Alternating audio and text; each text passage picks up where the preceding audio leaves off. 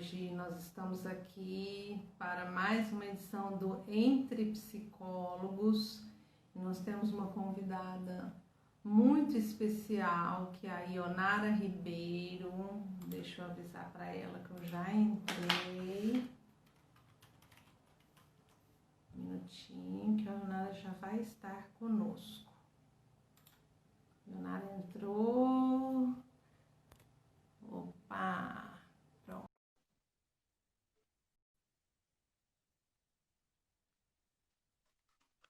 Um minutinho, gente, que ela já está entrando.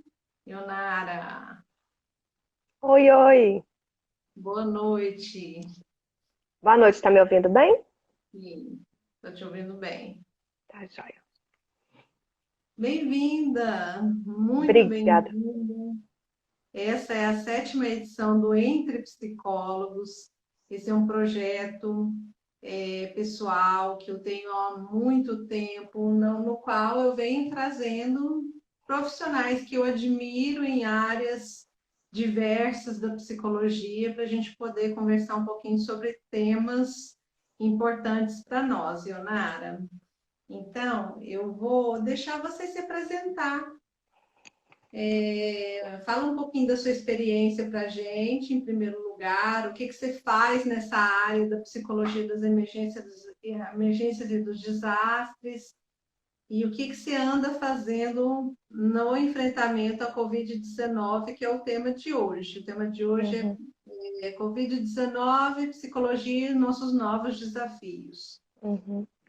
Bom, agradecer a Karen pelo convite, conversar com as colegas e os colegas, né? Eu sou psicóloga formada aqui pela PUC, com mestrado aqui e doutorado lá na Unesp de Assis. No meu doutorado, eu tive a oportunidade de fazer um estágio sanduíche na ONU Mulheres, lá na República Dominicana, logo após o terremoto do Haiti. E eu estava estudando metodologias de gênero que utilizassem o conceito de gênero na ajuda humanitária lá na República Dominicana para trazer para a gente pensar aqui na estratégia. Depois que eu voltei, me interessei pela área e comecei então eu fiz a minha inscrição na Organização Médicos Sem Fronteiras, fui aceita. Desde então eu já trabalho com Médicos Sem Fronteiras há mais de 10 anos, né? Eu vou geralmente em missões mais curtas, de um mês, 3 meses. Como eu já tenho mais experiência agora, eu posso ir em missões de emergência ou missões exploratórias, que é quando a gente vê uma situação humanitária e avalia se tem necessidades de saúde mental. E com essa experiência eu acabei trazendo também para meu papel aqui, enquanto professora na Universidade Federal de Goiás e também na Secretaria Municipal de Saúde de Goiânia, onde trabalhei com as equipes da Estratégia de Saúde do NASF, na época para montar um protocolo de atendimento a gestantes em suspeita de Zika, a partir da lógica de trabalhar em pandemias, né?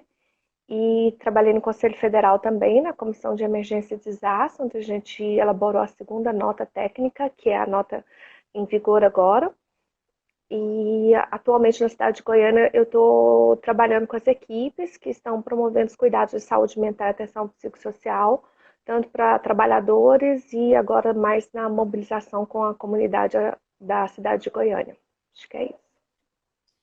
Então, você tem uma vasta experiência mesmo de todas elas. A mais incrível, julgo eu, foi quando você conta que você foi enfrentar o Ebola. É, a do Ebola tinha sido até então uma das mais difíceis. Eu estou considerando essa aqui agora a mais difícil pelo impacto que ela tem, a mudança de rotina, né? No Ebola, a gente ia já com todo um treinamento e um protocolo para ficar um mês, né? E por mais que a letalidade, o medo fossem muito grande, né? Estava dentro de uma equipe, com tudo muito controlado, com as possibilidades de apoio, né, para a comunidade, muito sofrimento, muita morte mesmo. Agora, a gente está aqui no meio do Brasil, Goiânia, Goiás, e nesse meio que a gente percebe agora é uma dificuldade que eu não jamais imaginei. Por exemplo, eu jamais imaginei que os rumores poderiam ser tão graves que chegasse até nas nossas equipes de saúde e as nossas equipes repercutissem em rumores que não são verdade. Então, assim, tá muito sofrido para mim ver colegas de muitos anos repercutindo rumores que são mentirosos e estão colocando em risco a população. E tá muito Pois difícil é, também. Leonardo. Que tipo. O, vamos lá, eu ouvi de um colega que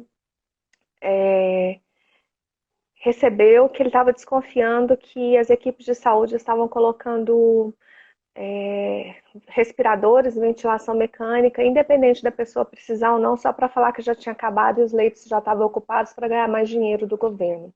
Isso de dentro de um colega, né? Eu vejo nesse momento as equipes de saúde, principalmente médicos e médicas, repartidos e repercutindo uma lógica inaceitável que é prescrever um medicamento que não tem comprovação científica, ou dois, né? Não vou falar os nomes aqui, não preciso. Dois medicamentos sem comprovação científica alguma, indo contra o que a Sociedade Brasileira de Infectologia fala e fazendo isso porque eles estão tão desesperados para dar uma resposta, e eu entendo o medo e o desespero, mas jamais vi a categoria médica fazer isso antes, né? Vejo colegas psicólogos também repercutindo rumores dos mais diversos, né? Com relação à Covid, com relação a discursos de governo. Então, vejo colegas colocando isso nas redes sociais e me assusta. Então, assim, do que eu tinha me assustado no Ebola, o meu susto agora é maior, porque parece que a dimensão é muito grande e afetou pessoas muito próximas a mim, né? Isso é verdade. A gente está numa fase que a gente está presenciando pessoas muito próximas a todos nós adoecendo e até morrendo de Covid-19, né? E uma das coisas que eu gostaria de comentar aqui com você, Ionara, que você comentasse também, é uma questão assim que parece que as pessoas têm adotado um certo negacionismo em relação à gravidade da doença e em relação aos próprios cuidados pessoais de não contaminação, que é o que a gente chama de biossegurança, né? Uhum. Então, assim, você poderia comentar para a gente um pouquinho em relação a isso? É interessante, né? O tanto que é discrepante. É uma doença que não existe, não vou usar máscara, mas vou ali na farmácia me entupir de um remédio que não tem comprovação científica. A mesma pessoa que fala que não existe ou minimiza é a que vai utilizar. Então, a primeira coisa é isso, né? Que comportamento discrepante em que eu faço quase uma dissociação cognitiva para tentar aceitar algumas ideias, né? E tem várias variantes, né? A gente começou o isolamento aqui no estado de Goiás no dia 15 de março, né? Então a gente iniciou quando a gente tinha pouquíssimos casos, quando não tinha contaminação comunitária. Alguns epidemiologistas consideram que foi precoce, outros disseram que foi essencial para achatar a curva. Mas a gente trabalhou na perspectiva de achatar e não eliminar a curva. Seria só assim, ó, vamos segurar, segurar, mas não vamos eliminar, porque se a gente tivesse testagem em massa, isolamento, rastreamento desde o início, a gente poderia segurar mais, mas teria que fechar fronteiras também do estado ou de município. E aí, com isso, a gente teve uma pressão muito grande, porque a gente já março, né, abril, maio, junho, julho, a gente já vai para 4 meses, né? 4 meses é muito, a maior parte dos países não ficou esse tanto. Então, agora, no momento em que aqui no estado de Goiás, essa curva realmente agora ela acelerou, né? Estava olhando um boletim aqui, a gente tem 254 pessoas internadas na cidade de Goiânia nesse momento. Isso era baixíssimo em março e abril. Então, agora que a gente está quase explodindo, vocês vão acompanhando todo dia o número de leitos, se decide pela abertura. Então, para mim, é a coisa mais incongruente, porque essa mensagem dúbia, ela faz com que as pessoas também desacreditem, né, dos governos. Ela fecha, abre, tem leito ou não tem? Ah, mas vai criar. Mas a questão não é criar, não há país no mundo que dê conta de criar um número de leitos que a gente vai necessitar a depender da aceleração da contaminação. E isso me assusta muito, porque as próximas semanas em Goiânia vão ser insuportáveis, já estão, né? E a gente fica vendo como se fosse uma tsunami se aproximando, né? Então a gente viu acontecer em Manaus, as pessoas morrerem em casa, morrerem nas unidades de saúde porque não tinha leito para ser transferido. E eu fico assim, imaginando que dia vai chegar isso. A gente está trabalhando com as equipes, né? A preparação máxima das equipes para cuidar muito bem das famílias, para que a gente consiga fazer o máximo para essa regulação funcionar, mas vai chegar um momento que não tem leito, e aí a gente vai ter que ficar com o paciente lá, e vai ter respirador para alguns, mas não vai ter para todos. E ao pensar nisso, ao imaginar esse cenário aqui, é assustador, porque aí tem pessoas pressionando para o comércio voltar. Quando mostra imagens de uma determinada rua aqui com o comércio aberto, aquele tanto de gente, a minha filha perguntou assim, mas esse tanto de gente vai comprar roupa para ir para onde se a gente não pode ir para lugar nenhum? E assim, o que que é essencial, né? O que que é essencial a gente sair para comprar? Eu acho que ela caiu. Cair? Voltei ou caí? Voltou. Acho que você Ah, caiu. Eu tá. estava perguntando para você assim, o que que é considerado essencial nesse momento, né? Será que sair para comprar roupa? Tem gente que sai para comprar bijuteria e eu fico pensando, gente, o que que é isso? Eu realmente penso assim, ó, foram 4 meses as pessoas tentando entender e ficar em casa, mas assim, há mais de 2 meses, se não me engano, a gente já não tem tanto isolamento. Aquelas pessoas que realmente ficavam, né, os 36, 38% são as pessoas que ainda estão. Mas a gente não conseguiu. Aí, ó, a tia Vera Morcelli é uma das que tá lá direitinho e não sai de casa, né? Beijo, Vera. Não sai de casa mesmo, não, fica aí. E aí, essas pessoas que ficaram se mantiveram. E aí, a gente vê pesquisa dizendo que o número de pessoas andando em supermercado e farmácia,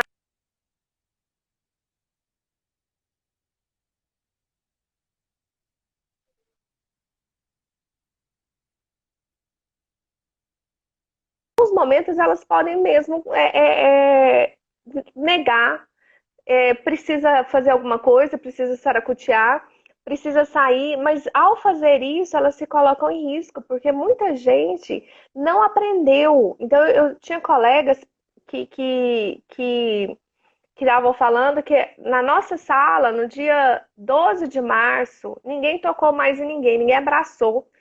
E aí tem colegas abraçando até hoje em alguns lugares, as meninas falavam assim, não, gente, é porque o povo ainda não entendeu. Eu falava, como se a gente entendeu em março? Então eu tô imaginando as pessoas que não saíam, ou que vão sair agora, então imaginando que só a máscara é o comportamento certo, o risco que essas pessoas estão. Porque até a gente desenvolver um comportamento de distância, quem esteve comigo nesses últimos meses viu que se chegava perto de mim para conversar, ou se chega, eu dou 2 passos para trás. Eu não fico próxima a ninguém. Eu trato como se eu estivesse positivo o tempo todo ou se o outro estivesse. E se a pessoa fica meio assim, eu falo assim, eu tô te protegendo, porque eu tô dentro de urgência todo dia, né? E aí, quando a gente faz isso, cabelo preso, sem joia, nunca andei, né? Mas sem brinco, sem nada, sem relógio. Então, a gente mudou tudo. Então, para eu ir nas unidades e saber que eu vou e volto, eu já estive com várias pessoas positivas, já conversei, já atendi e fiz tudo certo, assim como as outras equipes de saúde. Então, a gente sabe fazer. É óbvio que uma hora a gente vai se contaminar, não tem jeito enquanto não tiver vacina. Mas a gente modificou o comportamento. E eu tenho certeza que a maior parte das pessoas não sabe o que é isso, não sabe o que é manter distância, não ficar coçando o olho, não usar maquiagem, não usar batom para não umidificar a máscara. Isso. Então, a maior parte das pessoas não sabe. E me assusta muito essa abertura, mas ao mesmo tempo um sofrimento muito grande de pensar que pessoas que já estavam trabalhando e agora com a abertura vão ter mais pessoas nos ônibus. Para mim, a maior parte das pessoas vão se contaminar nos ônibus, né?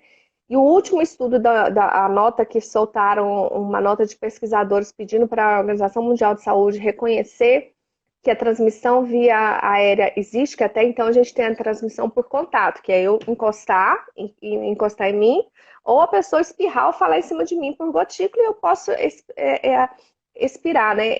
Inspirar essas gotículas, né? E aí a possibilidade da contaminação aérea, aí fica muito mais difícil, né? Porque aí você tá andando, a máscara não segura aerossóis, a gente já sabe disso, e a gente vai respirar. Então, se você imagina que na semana em que a Organização Mundial da Saúde começa a reconhecer a hipótese de que isso pode acontecer, porque se ela reconhecer isso, gente, é só N95 o tempo todo. E quem usa N95 sabe o quanto é sofrido, o quanto que dói, o quanto que pressiona, o quanto que você não respira direito. Seria a única forma. Então, nesse momento que a gente não tem certeza, a gente está abrindo para as pessoas mais pobres andarem de ônibus sem terem mudado o comportamento, sem ter a possibilidade de se proteger. Isso para mim é muito sofrido mesmo. Ionara, você sabe o que que eu vejo também em relação a isso? Um discurso, por exemplo, dos lojistas que querem abrir o comércio, de que aqui nas lojas nós vamos adotar todos os protocolos recomendados, todo o nível de segurança. Só que também o problema não é a loja, o problema é o trajeto da casa até a loja, né? E Isso. aí é muito engraçado, assim, os porquês que as pessoas não conseguem entender. Três coisinhas básicas: lavagem de mãos, uso da máscara e não colocar o dedo na máscara e etc., esses cuidados corporais, e o tal do isolamento social, que a gente fala, e você está trazendo aqui. As pessoas ainda não entenderam isso. O que que acontece que existe essa quantidade? Porque isso não é falta de informação. A todo tempo nós estamos contando para as pessoas, gente, lavar a mão, usar máscara, distanciamento social. E mesmo assim, quando você sai à rua, você vê que as pessoas não guardam, as pessoas encostam umas nas outras, elas não guardam esse espaço de distanciamento. Então, qual que é a dificuldade aqui? O que está Uhum. faltando para, de fato, que as pessoas internalizarem esse autocuidado e essa noção corporal e mental de que elas têm que desenvolver esses três princípios básicos e Você simples? fez, você fez uma postagem, eu ri demais. Aí você falou essas três, repita comigo. Aí você fez, eu falei, a Karen falando, eu adorei. Karen, pensa o quanto é difícil, né?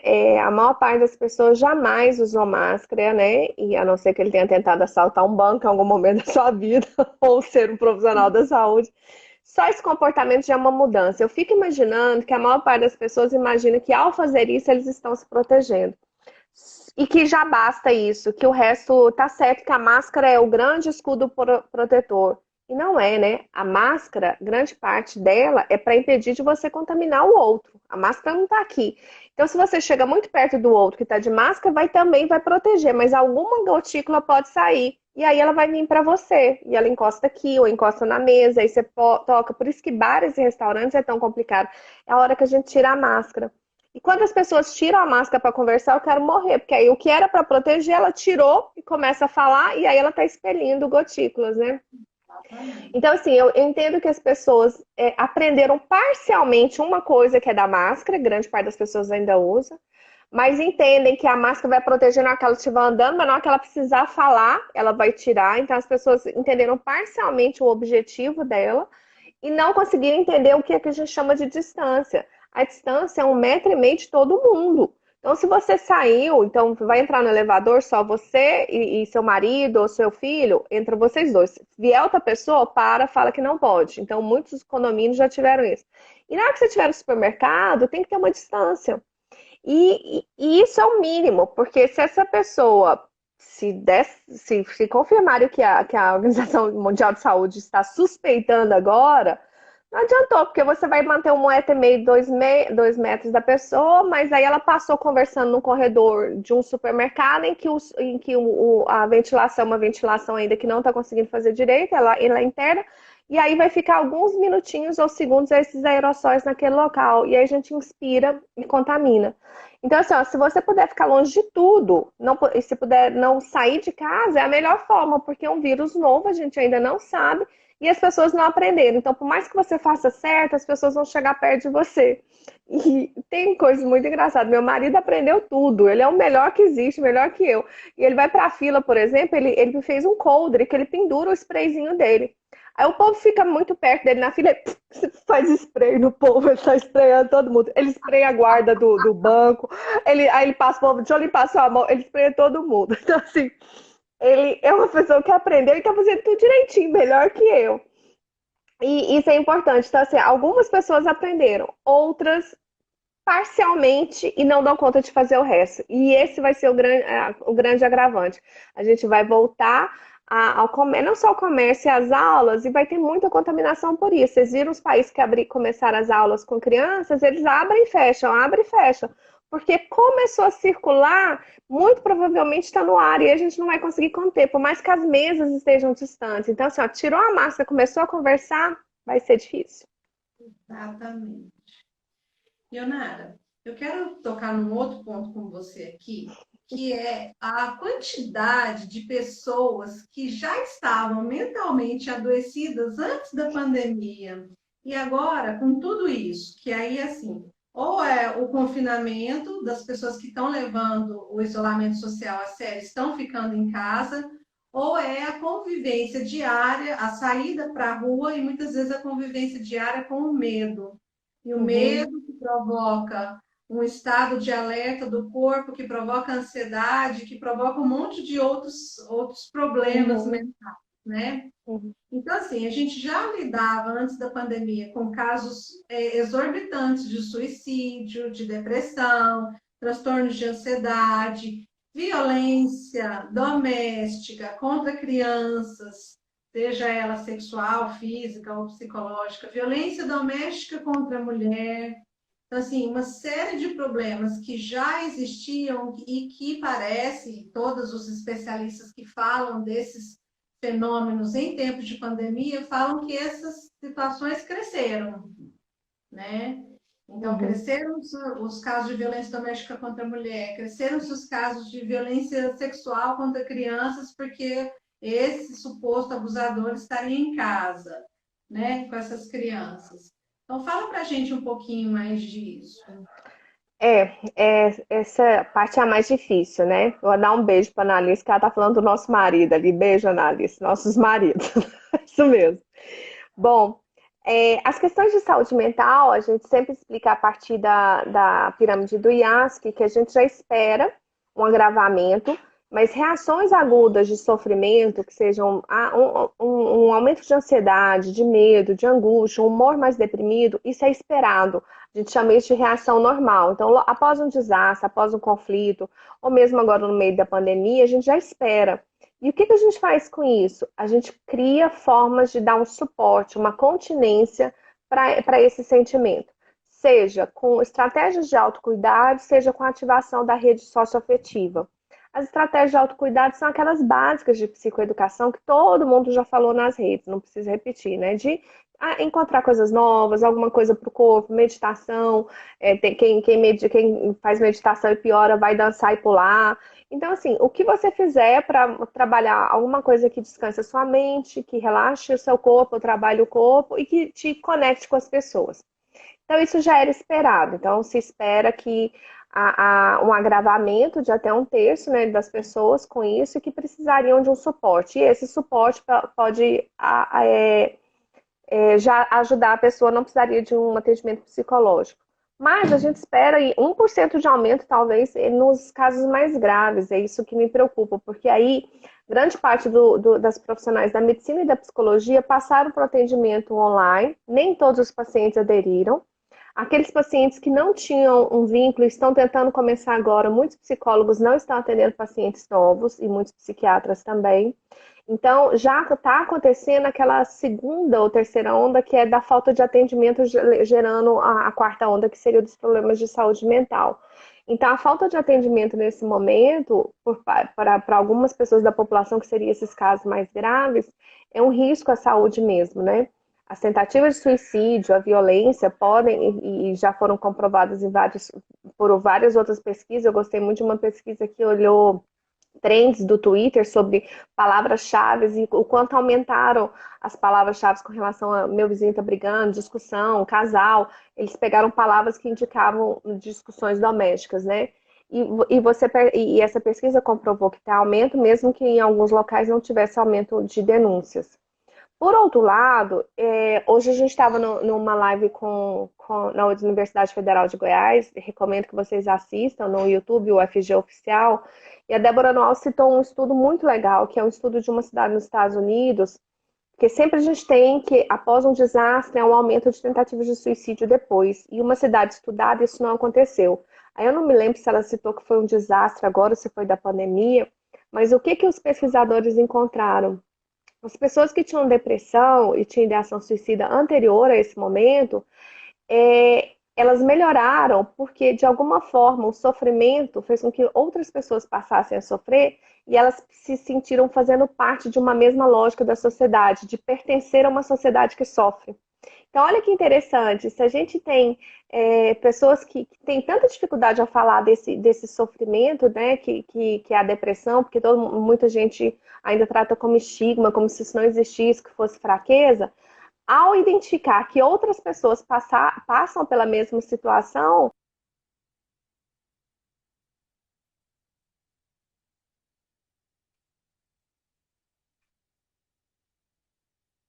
Gente, para mim que é muito Ionara, eu caí de novo. deu uma pausa. Você estava falando que ao perceber que outras pessoas também passam pelo mesmo sofrimento, o que mais? Houve melhora. Então, não, as tentativas de suicídio diminuíram e eles perceberam que era a sensação de pertencimento a pessoas que já tinham histórico de suicídio ou tentativas, ao sentir que o sofrimento estava sendo compartilhado e aceito, elas melhoraram. Então, assim, em vista disso tudo, eu fico imaginando que a gente pode criar estratégias que sejam de cuidado e de afeto e de solidariedade, que são fatores muito protetivos, né? Então, quem está trancado dentro de casa começa a fazer alguma coisa pelo outro, mesmo que você esteja mal, down, para baixo, não quer fazer nada. Não, peraí, deixa eu ligar para o meu vizinho, ver o que, que ele está precisando, deixa eu ligar para tal pessoa. Então, comece aos poucos, né? Interrompa esse humor que está decaindo, interrompa essas crises de ansiedade com alguma coisa proativa. E ao fazer isso, você vai conseguir ativar uma possibilidade de proteção até mesmo para a sua saúde mental. Muito bom.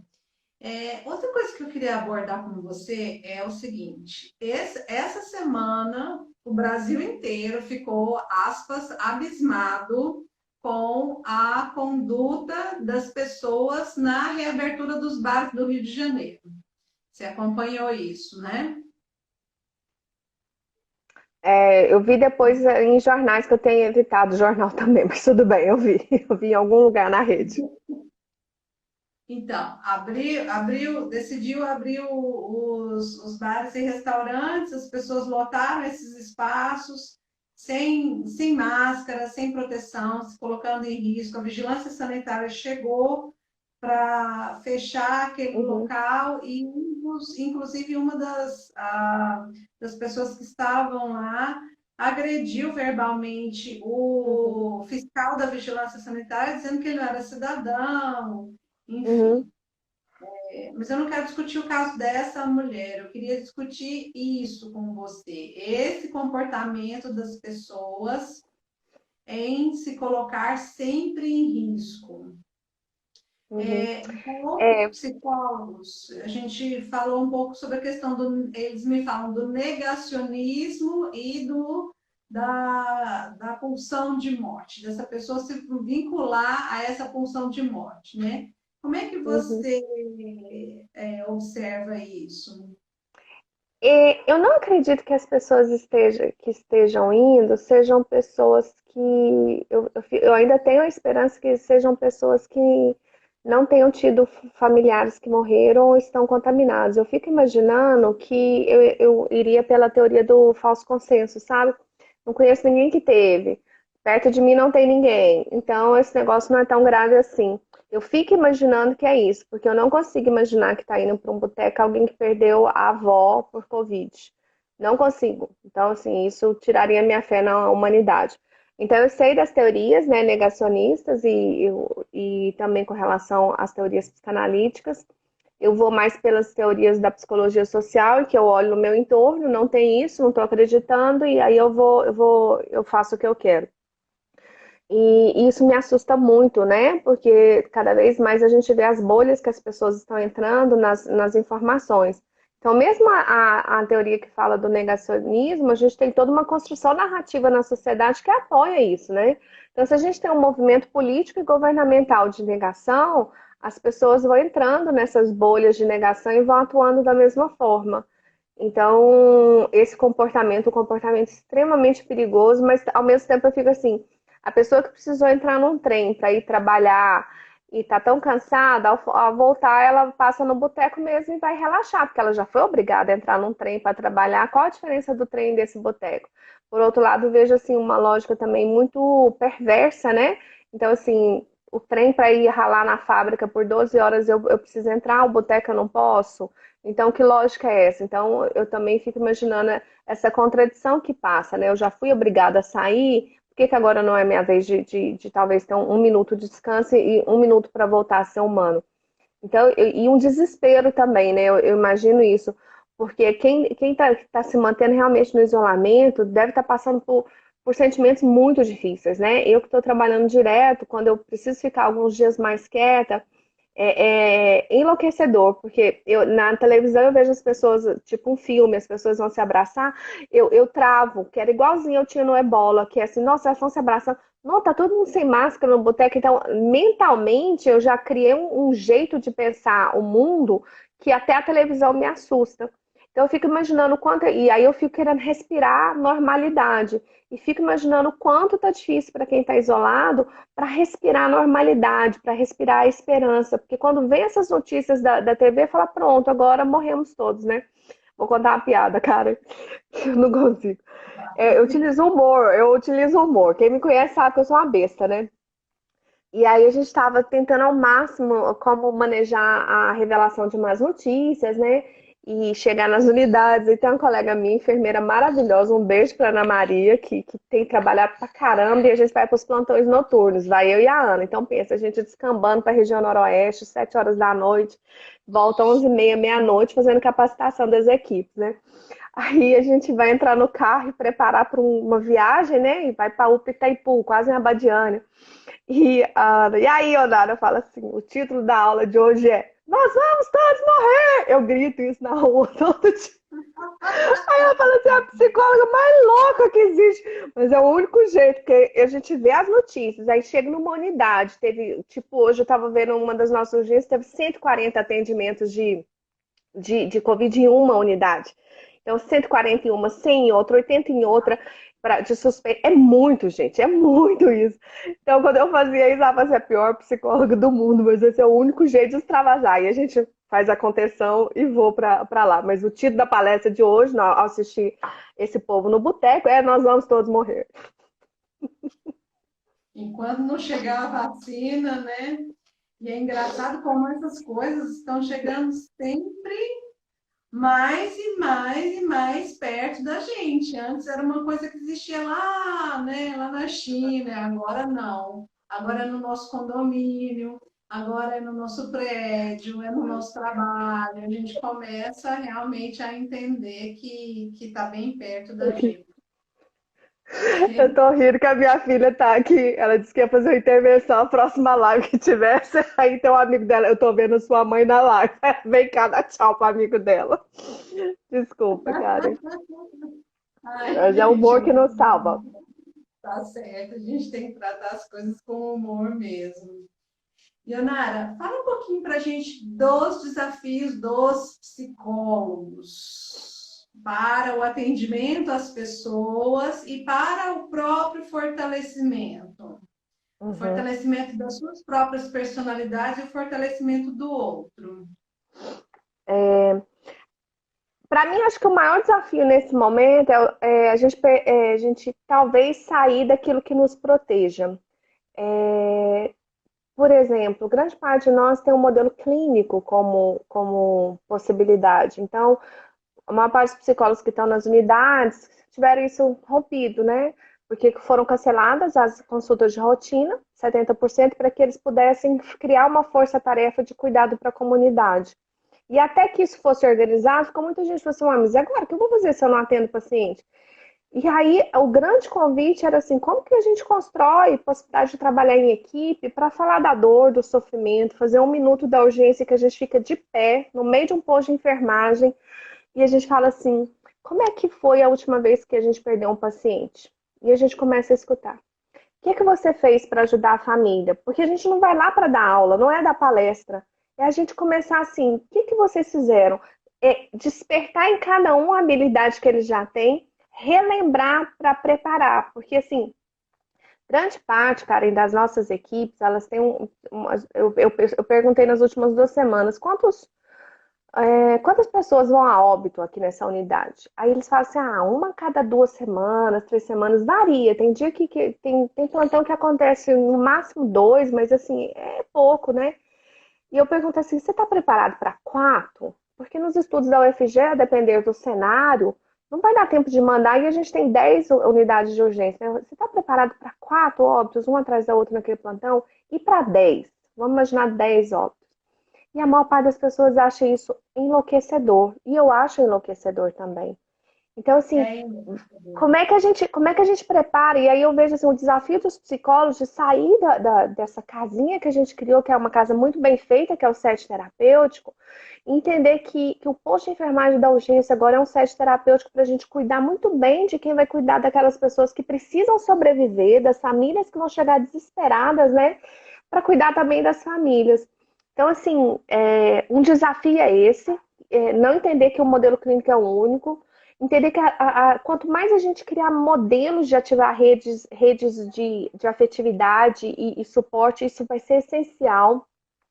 Então, tem equipes trabalhando só com ligar para a equipe quando tem um de nós que contamina, fica uma pessoa ligando, falando, vocês estão ligando para a pessoa, você está convidando ela a fazer tal coisa, vocês estão fazendo áudio, vídeo, vocês estão mandando alguma coisa para ela. Então, a gente tem equipes querendo ativar esse cuidado só para que essas pessoas se sintam ouvidas. A gente tem equipes que estão, nesse momento, só cuidando de quem é suspeito ou confirmado. A gente tem equipes de psicologia que estão construindo uma proposta de trabalhar com as famílias enlutadas, né? Que a gente já tem várias, né?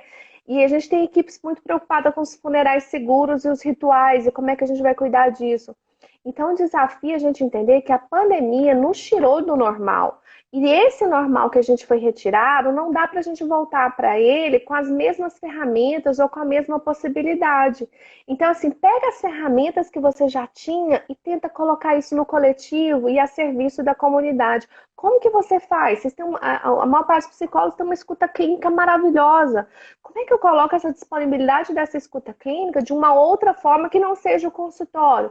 A pandemia está pedindo isso, a população está sofrendo e está pedindo isso. Então, eu acho que é isso. O grande desafio é a gente utilizar o instrumental que a gente tem muito bem da escuta, para fazer escuta onde a gente estiver, para ativar a esperança e as potências daquelas pessoas, ativar a possibilidade de apego e cuidado daquela rede. Tem hora que não vou ser eu que vou atender, mas a gente vai conversar com pessoas, ativar redes e aquela associação de bairros, aquele grupo de mulheres, aquele líder espiritual que ele propõe cuidado, não esteve uma psicóloga lá, mas alguém ativou aquele cuidado que começou a ser feito em rede.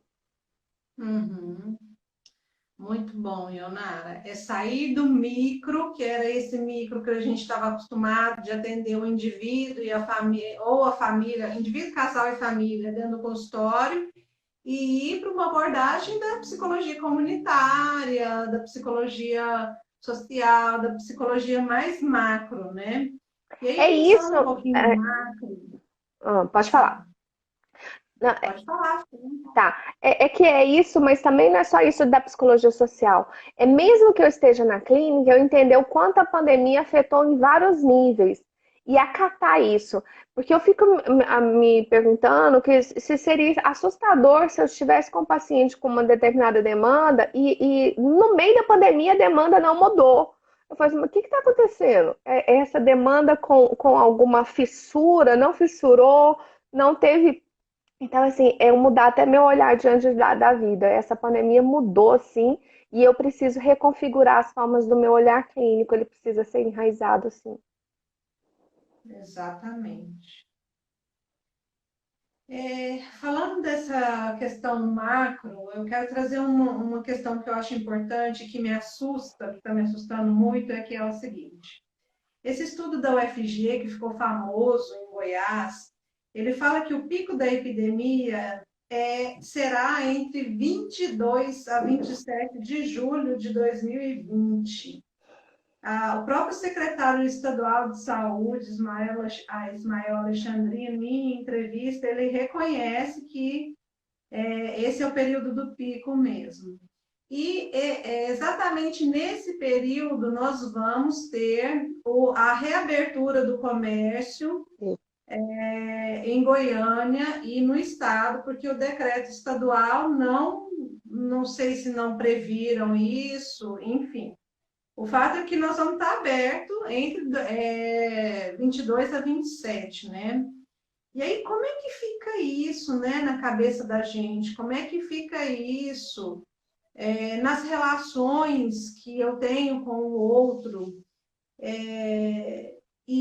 Aí, a partir de tudo isso aqui que a gente está discutindo, né? Essa Uhum, ausência de fato de que as pessoas tomem ações de cuidado corporal e de distanciamento e de prevenção ao contágio, né? Como é que você está uhum, vendo essa história agora e esse período uhum, difícil e de muita luta, muita dor e muito luto que nós vamos uhum. viver?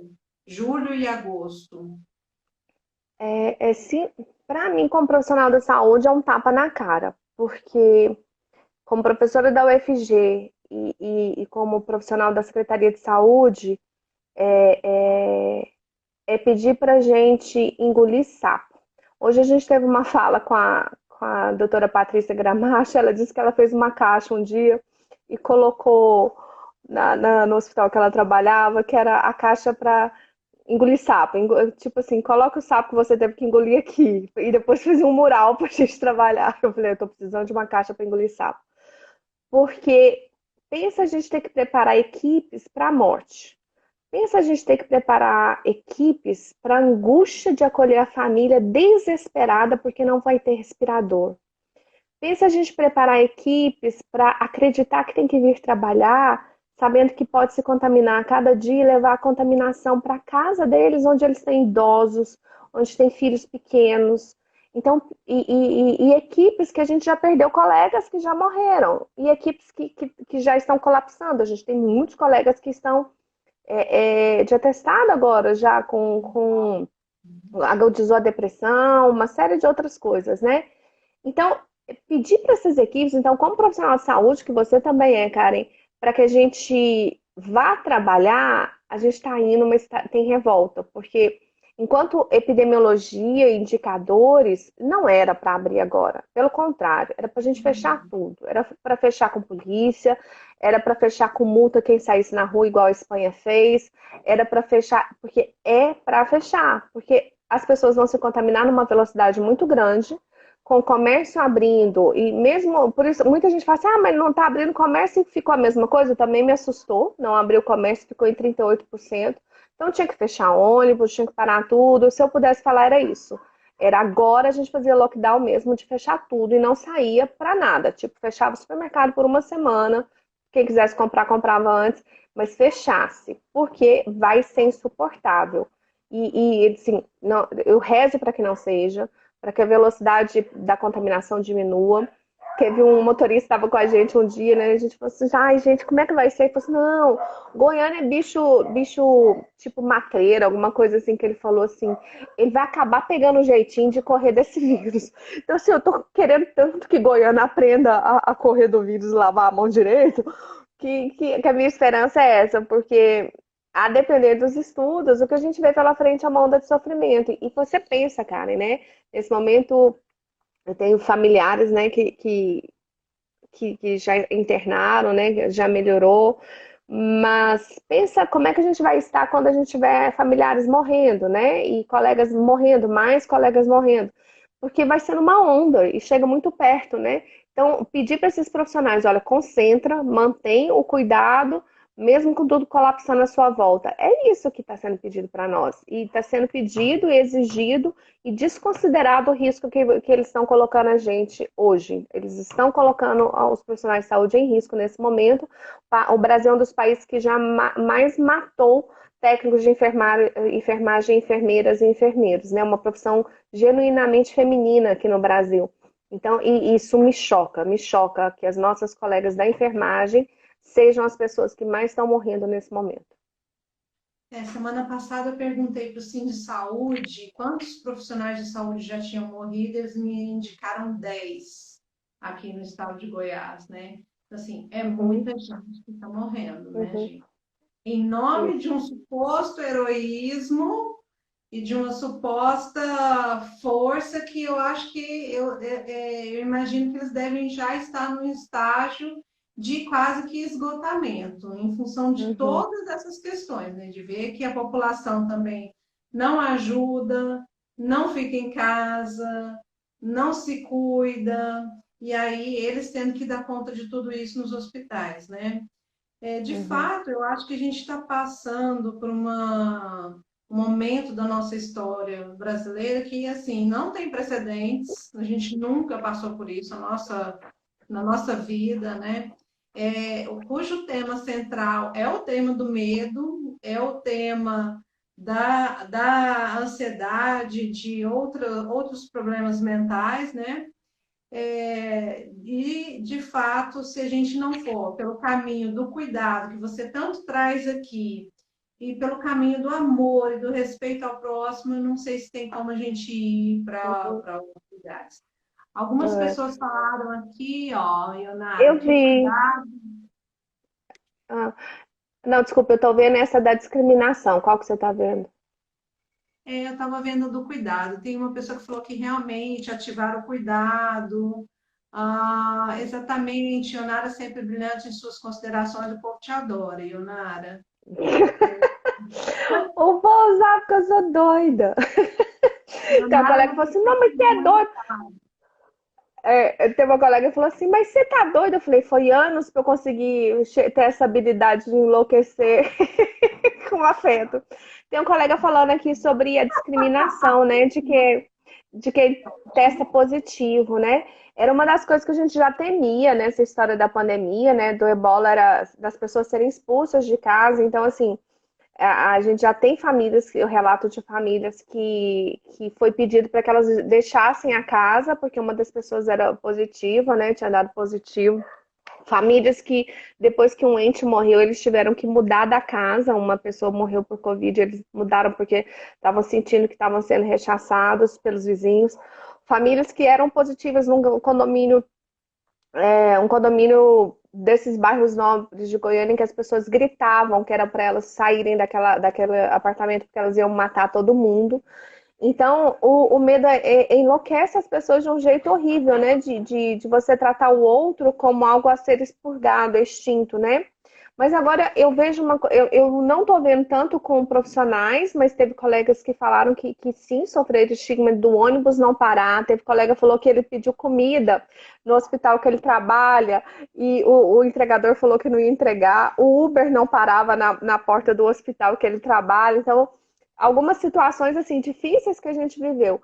Mas o que eu estou vendo agora é uma agressão com relação a profissionais de um nível assim muito alto, que seria aquela agressão porque chega lá e quer ser testado, quer ser atendido, quer ser medicado com uma droga que aquele profissional não indica, porque tem um problema de pressão, vai dar arritmia cardíaca e agressão aos nossos colegas. Então, o que eu vejo agora aquilo que tinha do povo ficar batendo palma, nas nossas unidades de saúde, é de uma revolta, uma ira, de uma agressão que é de um nível assim, terrível. E aí eu fico me perguntando, né? Porque muitos colegas compartilham essa narrativa. Quando ele fica compartilhando essa narrativa, ele cria essa lógica de que essa pessoa tem o direito de receber esse remédio, porque ele ficou sabendo que tal município doou tal remédio, ele tem esse direito, e agridem as nossas equipes. Então, assim, olha que coisa horrível. A gente acabou fomentando uma narrativa que vai se voltar contra nós. Porque se a gente fala de uma forma racional, olha, não tem indicação, tem risco, essa pessoa vai nos agredir e ameaçar. Então, não só a discriminação, mas nesse momento, o ódio com relação a profissionais de saúde é uma coisa que eu não tinha imaginado que a gente ia chegar aqui no Brasil. Então, todo o respeito que profissionais têm fora, aqui foi por água abaixo. Aqui pensam que a gente está mentindo, que a gente está enfiando respirador em paciente que não precisa, que a gente está inventando a Covid só para ganhar dinheiro. Então, assim, chegou no nível de desinformação que é insuportável que a gente tem que ouvir nas unidades de saúde. Leonara, a gente já está chegando quase no fim, mas eu quero abordar um último ponto com você. Em relação à questão das normativas da profissão de Uhum, psicólogo em relação ao enfrentamento a emergências de desastres. Você uhum. falou que você participou de um GT no Conselho Federal de Psicologia e que já foram produzidas duas notas técnicas, é isso? Fala um pouquinho para a gente desse trabalho, para que as pessoas que estejam aqui consigam realmente ir buscar esses documentos e quais outros documentos também são importantes para o psicólogo saber. Tá. As notas técnicas do Conselho são duas, eu acho que a primeira, se não me engano, é de 2006, depois do Seminário Nacional, que foi a primeira que começou a nortear o trabalho. E aí, em 2016, a gente refez ela, colocando por um outro paradigma, que era o paradigma da psicologia da gestão de riscos e desastres. Qual a diferença? A primeira, ela colocava a gente como um psicólogo da resposta, como voluntário, como uma pessoa que chega, como aquele salvador da pátria. A segunda coloca que a gente pode trabalhar em comunidades em vulnerabilidade antes de um desastre para atuar nos determinantes sociais da vulnerabilidade. Então, seja eu psicóloga de CRES e CRAS, seja eu psicóloga da saúde, está numa área de alagamento, eu estou atendendo aquela família, eu começo a investigar. Está tendo alguma coisa de participar de associação de moradores? Vocês estão fazendo alguma coisa para a prefeitura vir aqui limpar para não subir a água? Então, é aquele olhar que salva vidas, porque se você faz isso, ajuda a mobilização comunitária, você ajuda essas pessoas a construírem recursos que sejam mais disponíveis para que eles evitem a morte ou perder tudo numa inundação, num deslizamento de terra. Então, a segunda nota que a gente fez esse contorno para colocar a gestão de risco de desastre nas 5 fases do desastre, que é como que a gente pode atuar em qualquer política pública, já pensando o cuidado a pessoas em vulnerabilidade.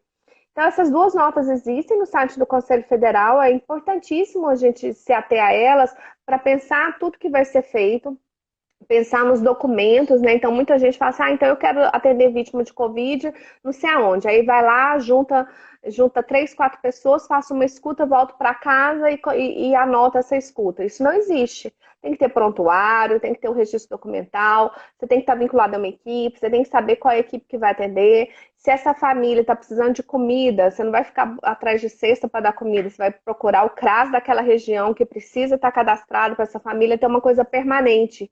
Então, o desastre faz com que as pessoas só pensem em alguma coisa assistencialista momentânea. E essa nota faz assim, não, é contínuo, tem que estar vinculado a políticas públicas. E essa pandemia é a mesma coisa. Então, assim, a gente precisa, sim, ter organizações do terceiro setor que apoiem as políticas públicas, mas cobrar das políticas públicas, né? Me assusta muito agora, porque assim, muitas pessoas que já perderam emprego, né? Que não estão empregadas, se contaminarem ainda é o provedor daquela família, ficar internado e morrer.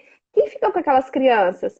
Quem vai pagar o funeral? Qual a possibilidade que a assistente social já se preparou para 100, 80 funerais ao dia de pessoas que não conseguem mais buscar os corpos, né? E fazer o funeral da família. Então, isso tudo tem que ser pensado. Então, uma nota que pensa a gestão do risco de desastre, ela tem que fazer um documento que a gente chama de plano de contingência. A gente fala nessa nota que o plano de contingência tem que ser pensado pelo município.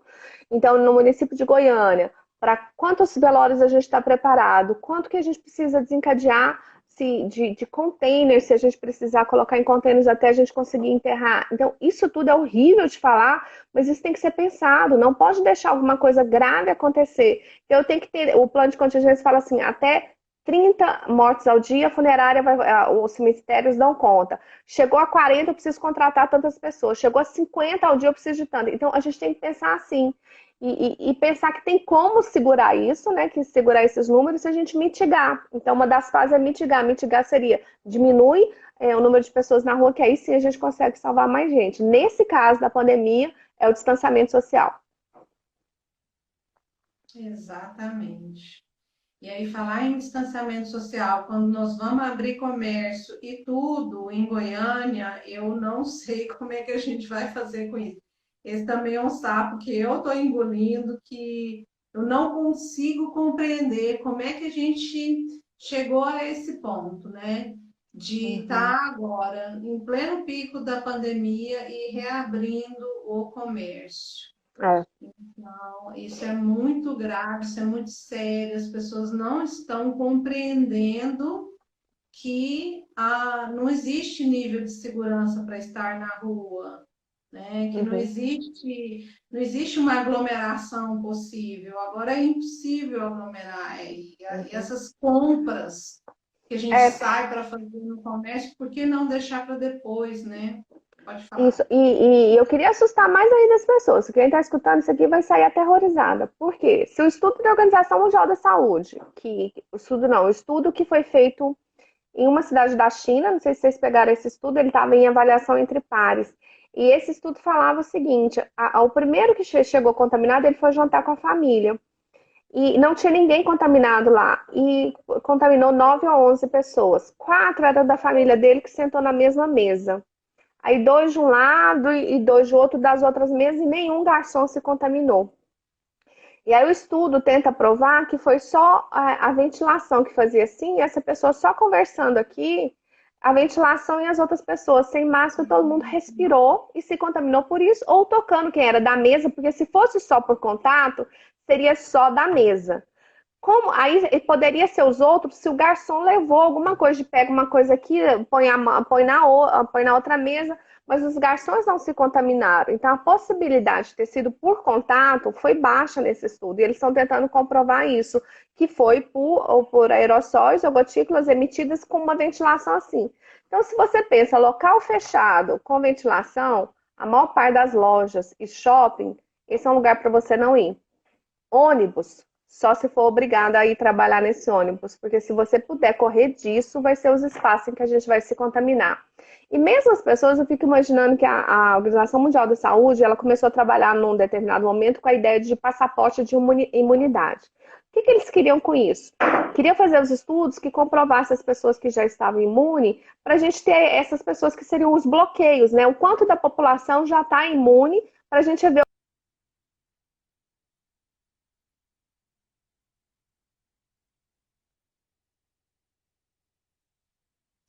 Ionara, Vai ter. Oi, cair?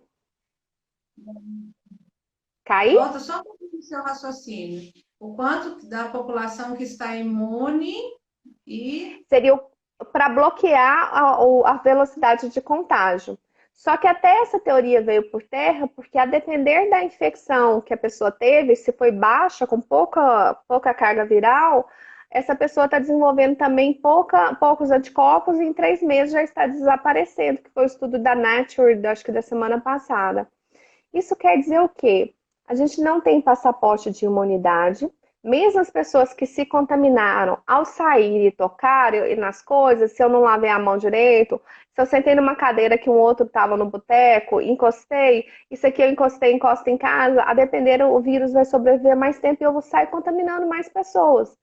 Então, a grande lógica é sofrido, mas o distanciamento precisa se manter. E como a gente não fez ele direito, principalmente agora no momento do pico, é, o impacto econômico está sendo maior. Então, é muito sofrido pensar nisso e que quem mais vai sofrer é a população em maior vulnerabilidade, porque o governo não criou os recursos para essas pessoas ficarem em casa. Porque se a gente tivesse recebido, igual na França, não sei quantos mil euros para você ficar em casa, até isso a gente garantiria. Então, é muito fácil falar que as pessoas têm que ficar em casa sem dar os recursos para elas. 600 reais não vai matar a fome das famílias, né? Então, se a gente estivesse num país sério, esses recursos teriam chegado para as pessoas não brigarem entre si para essa coisa insana de abertura do comércio.